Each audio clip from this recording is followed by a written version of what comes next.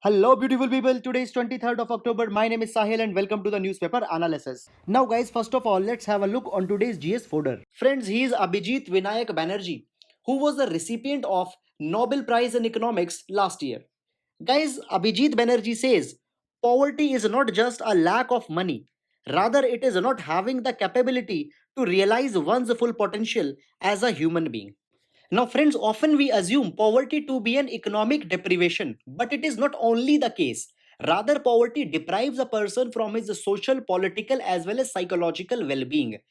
Poverty strips a person from making the choices, and whenever the choices will not be there, a person will not be able to realize his full potential as a human being. Therefore, guys, the very first goal into the SDG talks about the eradication of poverty. Guys, this particular quote you can use into your GS paper number 2 on the answers associated with poverty. Now, guys, let's begin with today's newspaper analysis. Now, guys, first of all, let's have a look on today's newspaper articles that we will be taking. Guys, you can join our Telegram group for daily MCQs as well as the PDF for all the notes that I give here. Guys, the link for the Telegram has been provided into the description. Now, this first article, it is talking about how the cooperative hospitals are a good idea, and into this particular direction, the Ayushman Sehkar scheme will be seeing. It has been taken from the Financial Express. Now, guys, this particular article I had taken from the Live Mint, and it is talking about the recent RBI recommendations as well as the Deepak Pathak committee. Then, guys, this particular article, it is talking about the crypto craze, and I have taken it again from the Live Mint, very important article for our GS paper number 3. Then, guys, this article, it is talking about the Nutri cereals, this which idea has been given recently. And guys, as 2023 will be the international year for millets, this article is very much important. Then, guys, this particular article, it is talking about the electoral ethics. Guys, with respect to GS4, we will be giving this particular article a dimension. Then this particular article, guys, I had taken from the Times of India newspaper, and it is talking about the mobility into the times of the COVID-19. Now, guys, this particular article, it has been taken from the Hindu newspaper, and it is talking about the change into the CPI IW base year. Then, guys, this particular article, it is talking about the 20th amendment which has been made into the Sri Lankan constitution. Then, guys, this particular article, it is again taken from the Hindu newspaper, and it is important with respect to GS paper number 2. So, guys, that's it for today's newspaper articles, and now let's discuss them in detail. Friends, now taking up the first article. So this article I had taken from the Financial Express newspaper. Now, guys, this particular article is very important for the GS paper number 2, where the role of cooperatives, civil societies, NGOs has been mentioned. Then into GS2 again, it will be very much important for health. So please do utilize it. Now, guys, this particular article is discussing about the idea of cooperative hospitals and the Ayushman Sehkar scheme. Now, guys, taking it from very scratch. So just a few days back, Ministry of Agriculture and Farmers Welfare had announced this particular scheme. And the idea here is that cooperatives, they should be given assistance so that they can establish the healthcare centers in India. Now, guys, when we talk about the cooperatives, these are the organizations or the bodies where people, they come together for a common purpose, and here, the notion of profit is not there, rather, the common interest and community welfare is there. Now, guys, ILO has recognized the cooperatives as a very important model into the community development. Moreover, even under Article number 19 Fundamental Rights, the right to form cooperation has been given explicitly. Moreover, guys, even a specific part, that is part 9b, has been added in our constitution, which recognizes the cooperatives. Now, guys, under this Ayushman Sehkar, the Ministry of Agriculture and Farmers Welfare will be giving the funding up to 10,000 crore rupees to the National Cooperative Development Corporation. Now, this NCDC in turn will give money to the cooperatives so that they can establish, modernize, expand, or renovate the healthcare facilities. Moreover, they can also establish the educational institutions which will be providing the education with respect to the medical education and the healthcare.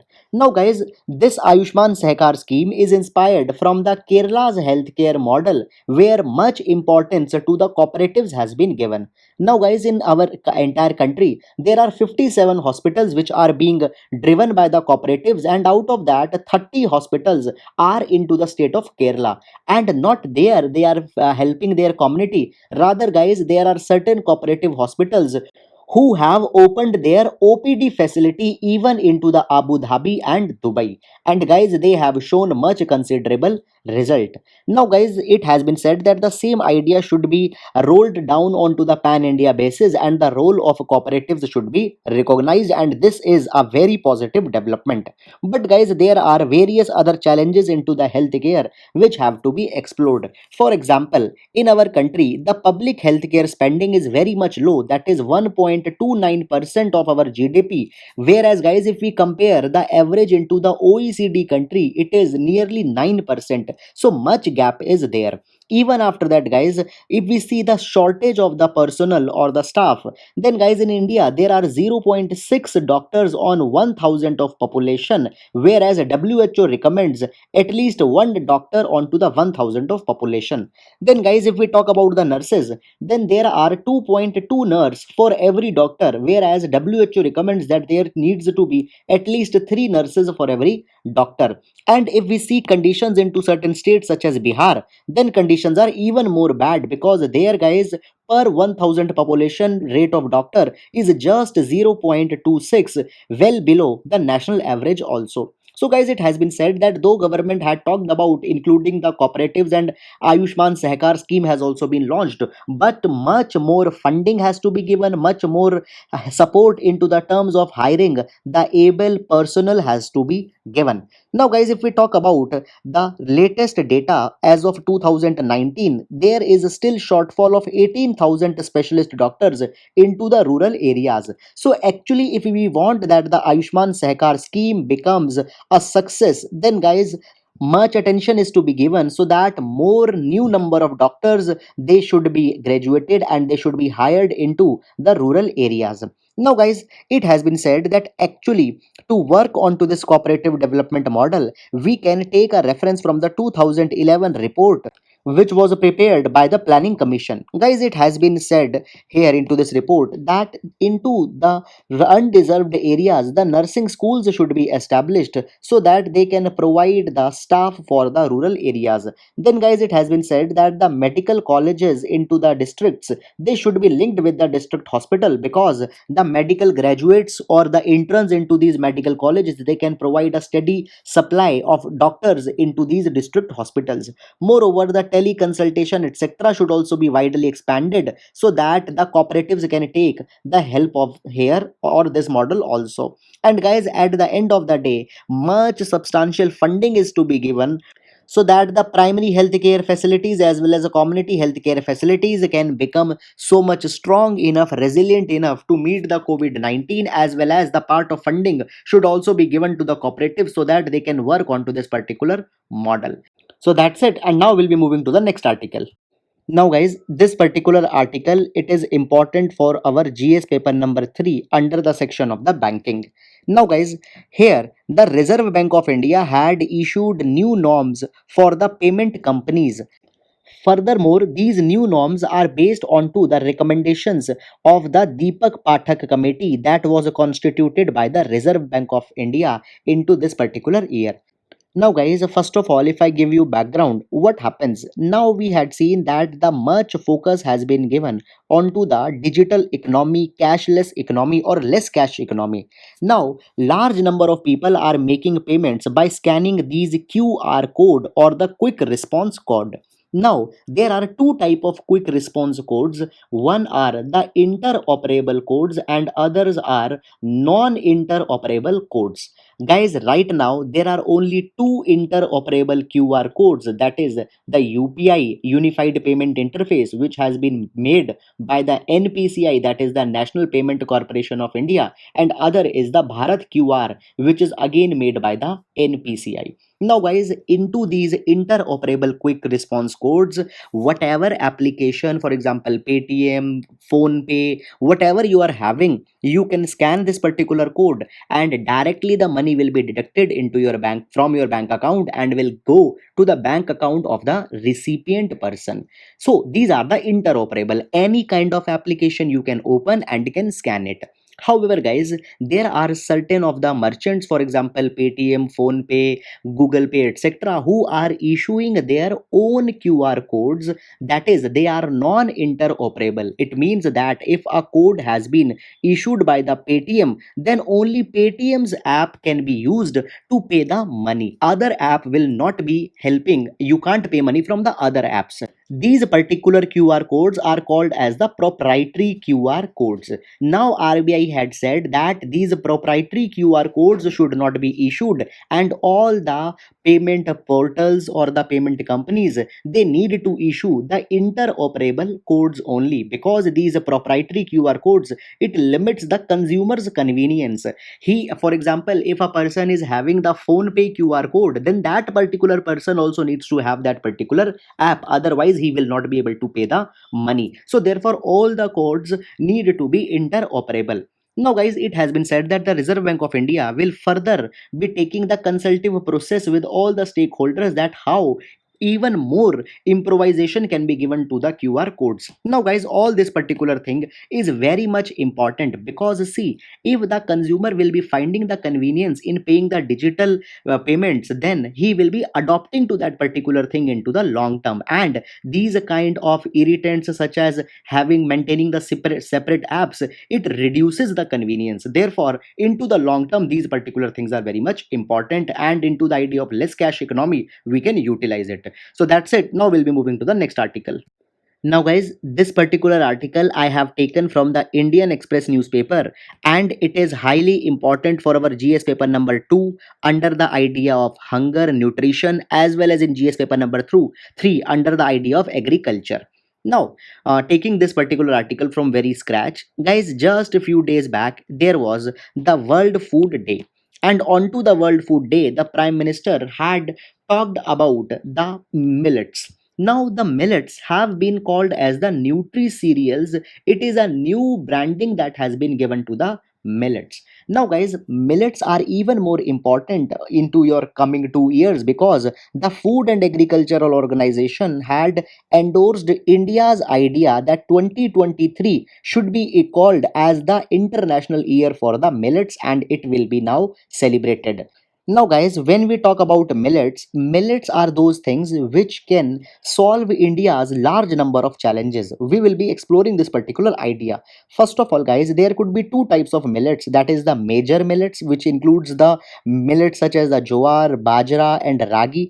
And then there could be biogenetically diversified minor millets. Now guys, they have much more diversification and subtypes. It includes the millets such as the kodo, kutki, sanwa, and hundreds of other varieties are also there. Now guys, into the millet production in India, the major states are Maharashtra, Karnataka, Rajasthan, Andhra Pradesh, Telangana, Tamil Nadu, Haryana, and Gujarat. Now these millets, they have been called as the nutrient powerhouse, because guys, they provide much needed micro as well as macronutrient, for example iron, folate, zinc, calcium, magnesium, copper, antioxidants, etc. And because of this particular quality, they have a particular potential that they can improve the malnourishment as well as hidden hunger in India. Now guys, malnourishment is a condition when a person is not able to afford the food, whereas the hidden hunger means that a person is eating adequate food, but because the diversification of food is not there, the person is still not getting the adequate nutrition. So all these two problems can be solved by taking the intake of the millets. Moreover, millets are not only nutritious, rather they are very cheap, and because of that particular thing, they have been called as the poor person's food. Further guys, into the present times, we are seeing that the lifestyle diseases or the non-communicable diseases, they are increasing very much rampantly. And even if I give you the reference from a Lancet report, then that report says that these are the new silent killers.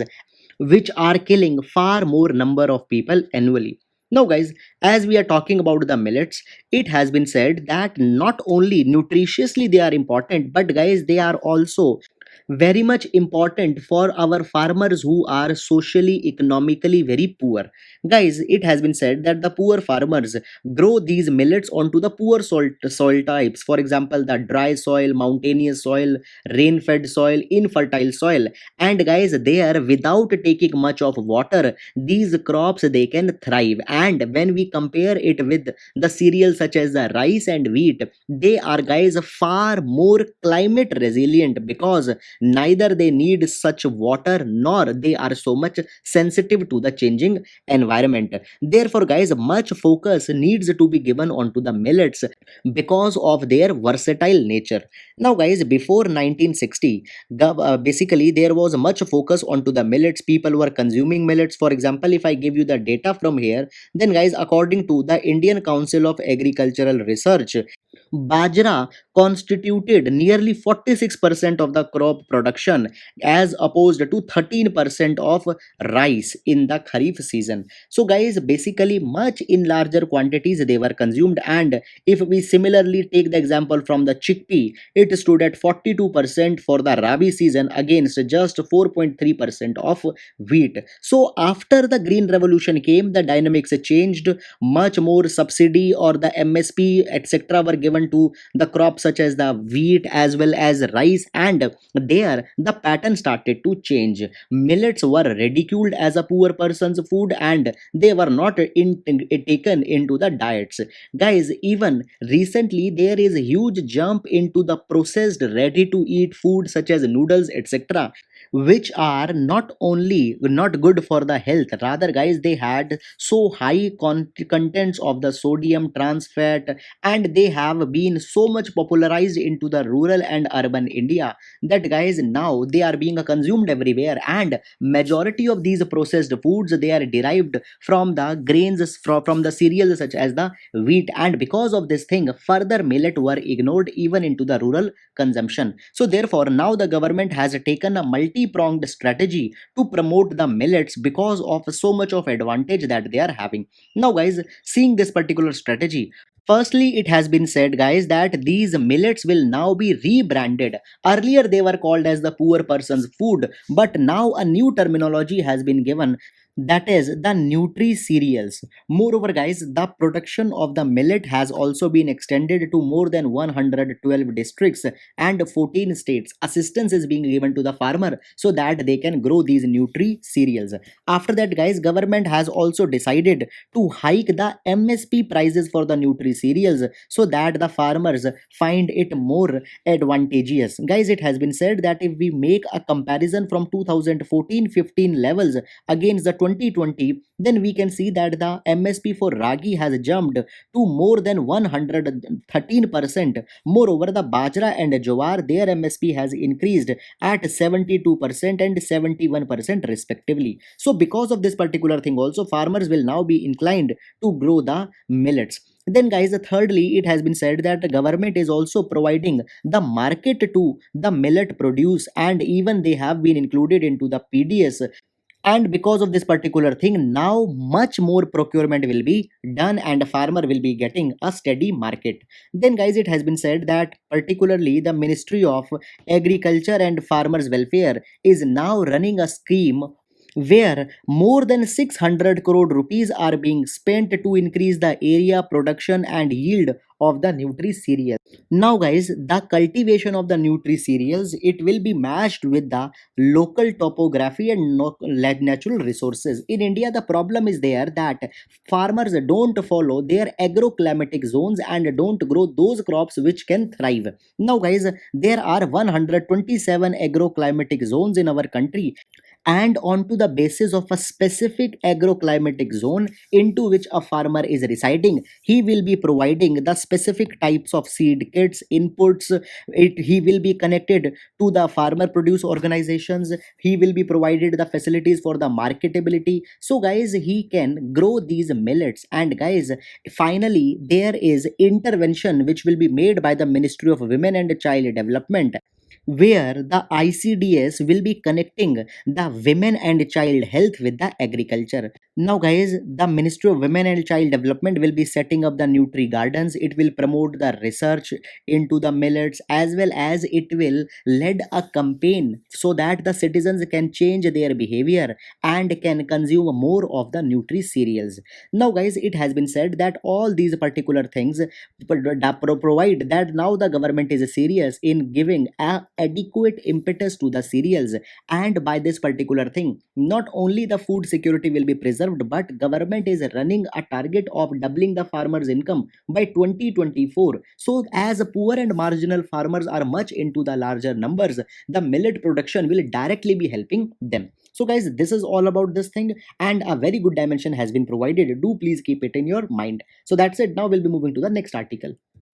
Now, guys, this particular article is talking about the crypto craze that has just now been noted. Friends, this article is very important for our GS paper number 3, into which the economy has been mentioned. Now, guys, first of all, before going into this crypto craze, what are the developments which has led to it? Now, guys, first of all, the Facebook has announced that they will be introducing their cryptocurrency, that is the Libra, and it was expected that by end of 2020 the Libra will be released and it will be accepted and will be paid globally. Then, guys, just 2 days back, the PayPal, it has also announced that their consumers, they can utilize PayPal to buy the cryptocurrencies such as the bitcoins. So therefore now much more acceptance is being given to the cryptocurrencies, and because of this particular thing, now the interest is being renewed, and again the bitcoin has crossed the mark of $12,000. Now, guys, first of all, what is this cryptocurrency and bitcoin? If you don't have an idea, I will give you the most simplistic kind of explanation. Now, guys, see, cryptocurrency is a particular type of currency which is minted from a cryptographic program. See, you need to have a printing press to print 100 rupees note. This 100 rupees note will be printed by this press. It will be there into your pocket into the physical format, and the permission to print this 100 rupee note has been given by the Reserve Bank of India. This is the traditional currencies. Now, guys, the cryptocurrency, it is not printed by any machine, rather it is digitally minted by solving the complex cryptographic programs. So, guys, just assume that you might have played many online games, and as you are playing those games, you are given some coins. Now, those coins, they show in your account. So, into that particular way, when you solve these cryptographic codes, some money is deposited into your digital wallet. But, guys, into the video game, the coins that you are earning, they don't have any value, but this cryptocurrency in your digital wallet, it has the value. How this particular value is derived? For this particular thing, guys, I will give you an example of these Pokemon Jenga cards, which were once very much famous. So, guys, if you take a pack of Cheetos or Uncle Chips, you used to get these Pokemon cards which used to have a picture of a particular Pokemon. And, guys, these Pokemon cards, some of they were so valuable that they were sold in hundreds and thousands of rupees, depending on which Pokemon is printed on them. So, guys, simply see that they don't have any value. They are just plastic chips, but people are having paying the price for this. From where this price is coming? It is simply coming from a demand that is generated by certain people who believe them to be collectible. Now, as these cryptocurrencies has been generated, there are certain large number of group of people who believe that their price will be increasing into the future, and every day they are raising a demand, and because of this particular demand supply combination is there, their pricing is derived, and now, guys, they are so much expensive, more than $12,000 for one cryptocurrency. Now, you might have also heard the name Bitcoin. Guys, Bitcoin is just an example of cryptocurrency. There are large number of currencies and Bitcoin is one of them. Now, these bitcoins or any cryptocurrency, it is recorded into the blockchain, which is a decentralized ledger.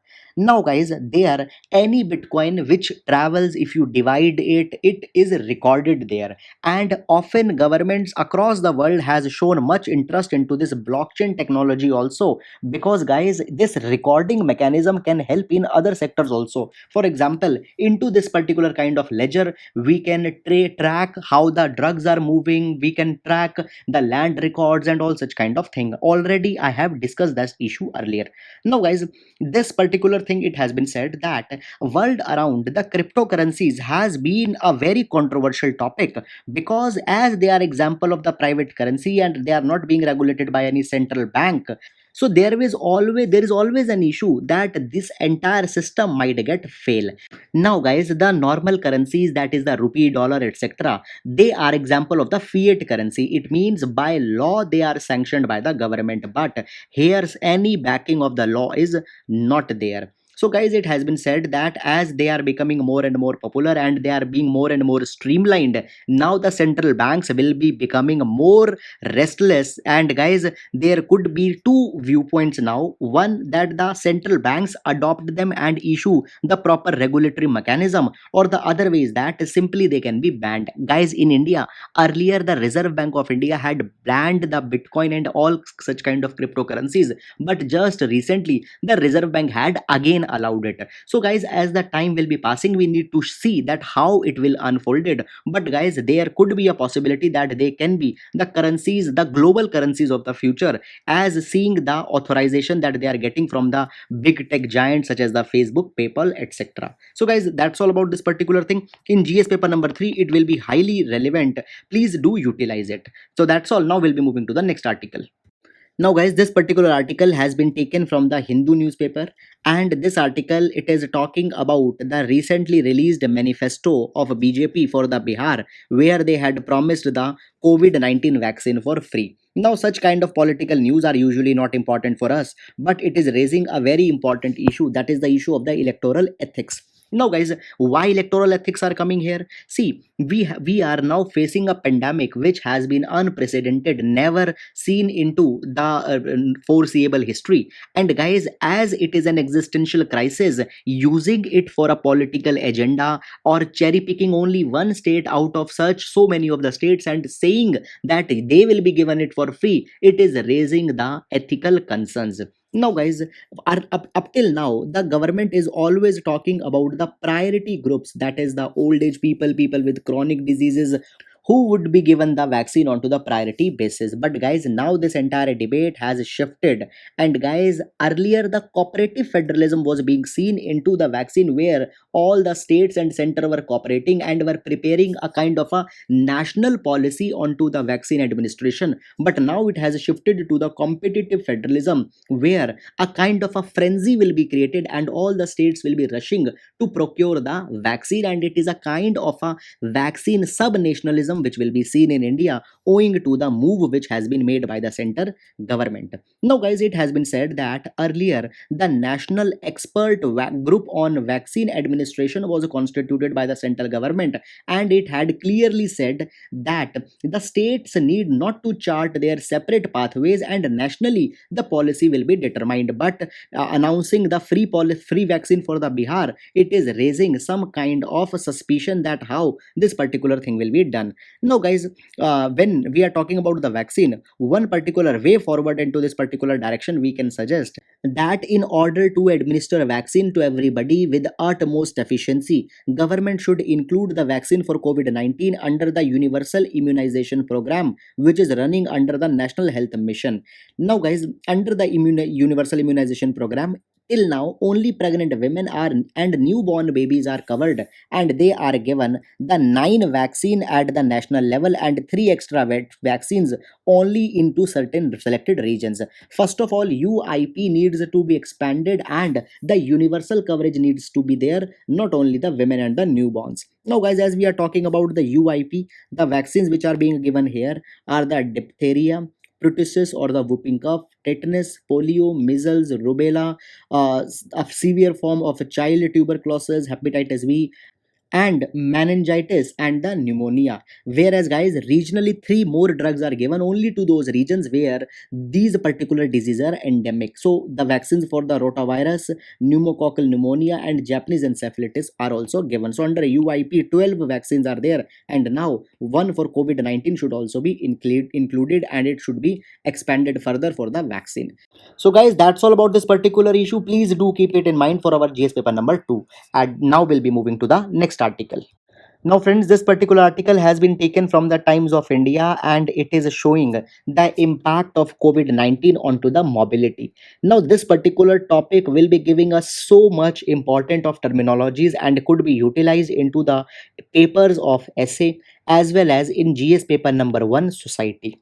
Now, see, a fundamental question has been raised that why do we need mobility? Fine, basically, what has happened as the pandemic started, a rethinking has been given for the travel that the people were doing. It has been said that now we are into the age of the Zoom boom, where the meetings are being carried by the Zoom, work from home has become a new imperative, and guys, even the temples such as Shri Tirupati Devasthanam, they are now holding the online utsavams. And guys, even people for the religious purpose are not traveling, for work they are not traveling, for meeting they are not traveling. So the entire idea of mobility has been questioned. It has been said that even earlier, all these things would have been done into the virtual format, which had saved so much of money, so much of effort, so much of time. And mobility is now being called as something which is useless.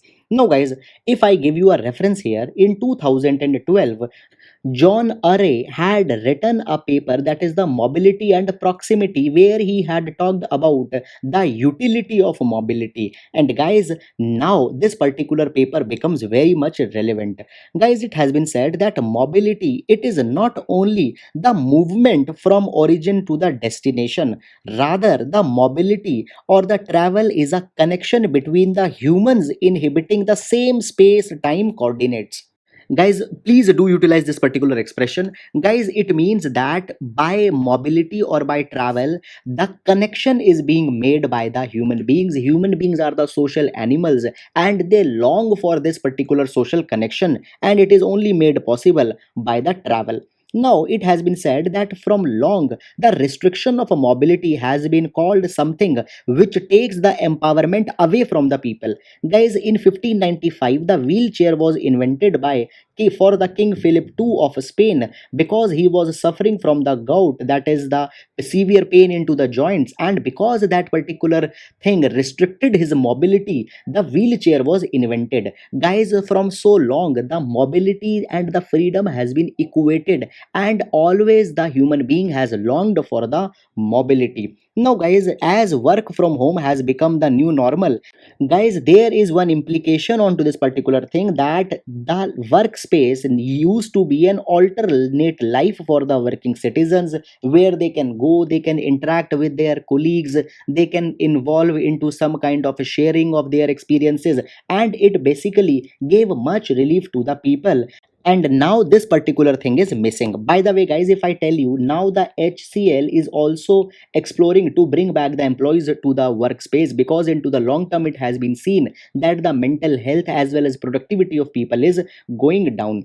Guys, it has been said that mobility is important for the students also, because the students, when they commute, they transpire the class boundary. For example, the students going to school into a bus, they form there a separate class of friends, that is the bus buddies, which can be from different classes, different sections. And into this particular thing, a student into his tender age or a child into his childhood learns how to make the bonds, how to make the connections. The Mumbai local trains, they are example of very deep bonds which the travelers have formed when they are traveling. They share their stories, they share their pains, they share their joys. It has been said, guys, particularly for the women, mobility has always been an example of empowerment, and always women had wanted such kind of freedom and mobility. Guys, example has been given from 18th century, when a French botanist, that is Jean Barrett, she was a lady, and just to feel the freedom of mobility, she traveled into a ship disguising herself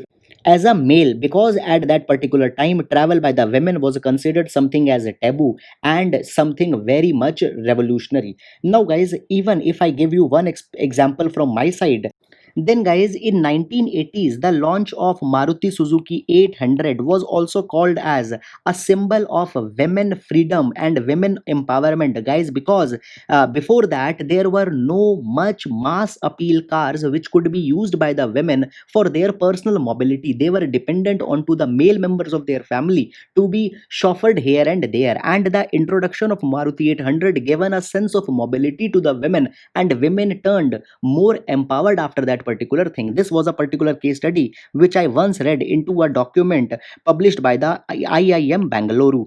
Now guys, into the times of the COVID, such mobility has been restricted.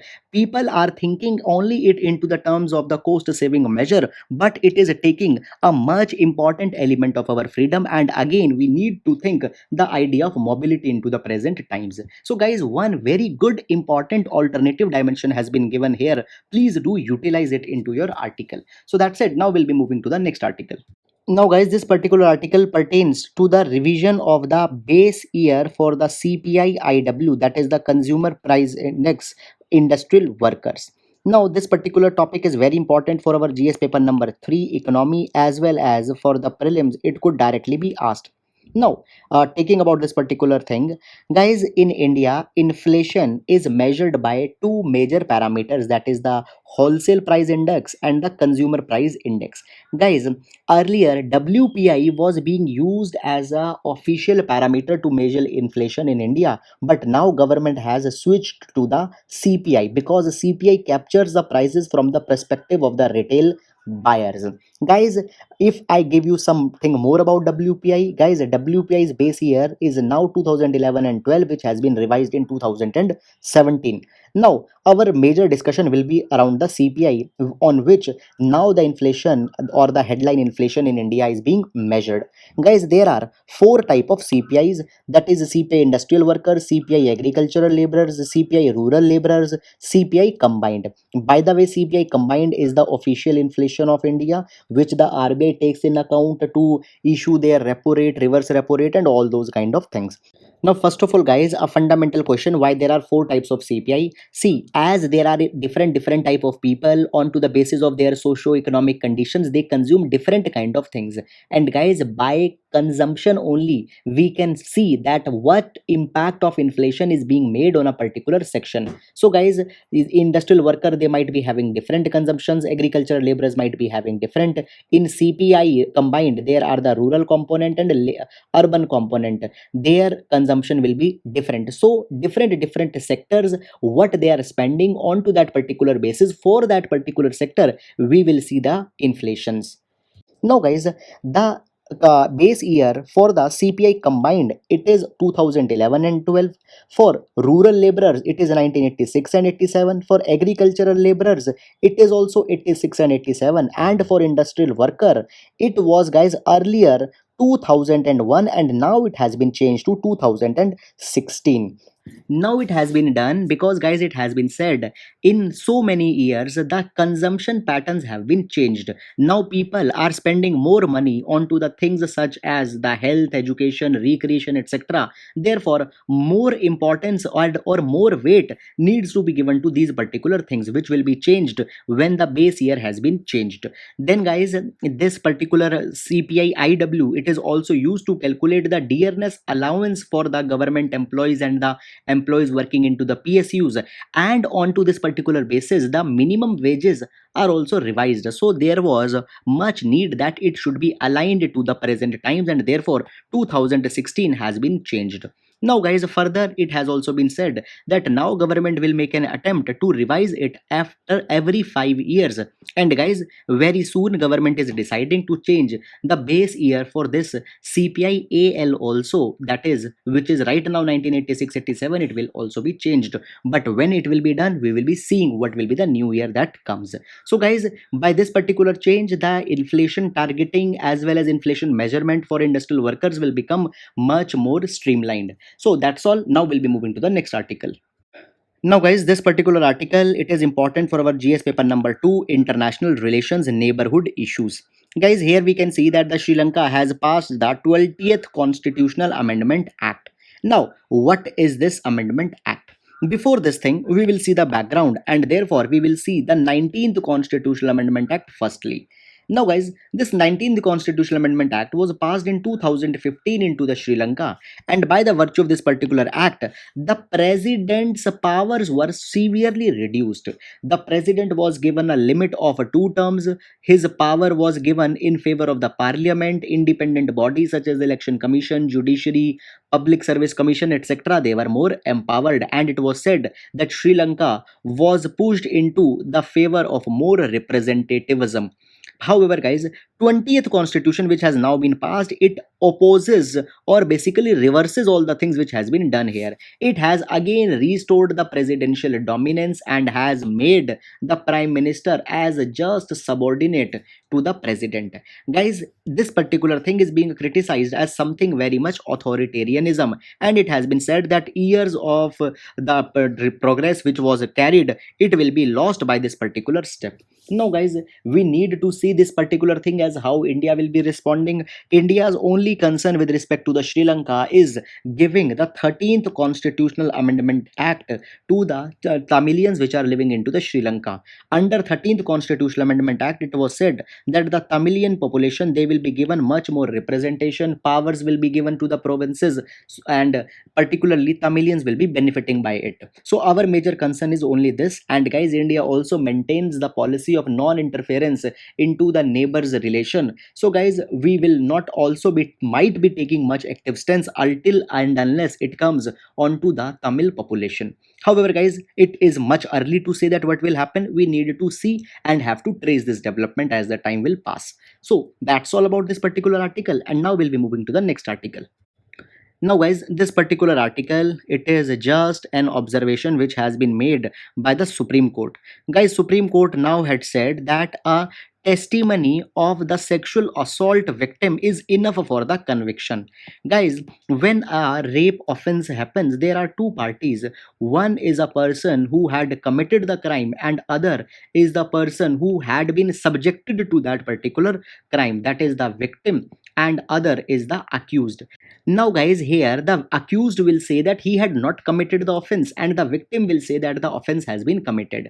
Now, guys, it has been said that the victim is subjected to this agony, and here the victim's testimony will be given much more weight. And if victim has given a genuine testimony, then that particular thing will be considered as a charge, and it will be enough for the conviction of the person. Now, this particular thing has been said, and guys, again, it is a very double-edged kind of weapon. Guys, on one hand, it has been said that this particular thing is good. Because of this, the convictions into the rape crimes will be very much fast, and guys, it might be acting as a deterrent for the people to not to involve in such kind of gruesome, heinous, and inhumanly kind of activity. Whereas on to the negative side, guys, there might be an implication that what about the false accusations into the rape cases? Many a times it has been found by the court that the women who earlier charged a person for the rape, then later they were found to be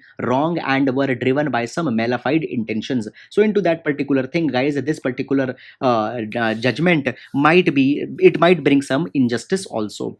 But guys, as in GS paper number 2, women has been mentioned. So guys, if a question on to sexual assault, rape, etc. comes, we can write it into there as a reference. So guys, that's all about the today's newspaper articles. Guys, I hope that you have liked the coverage as well as collection of the articles. Guys, on our Telegram group, you can attempt the MCQs onto the newspaper articles that we are covering. So guys, please do join our Telegram group and attempt the questions there. Thank you so much.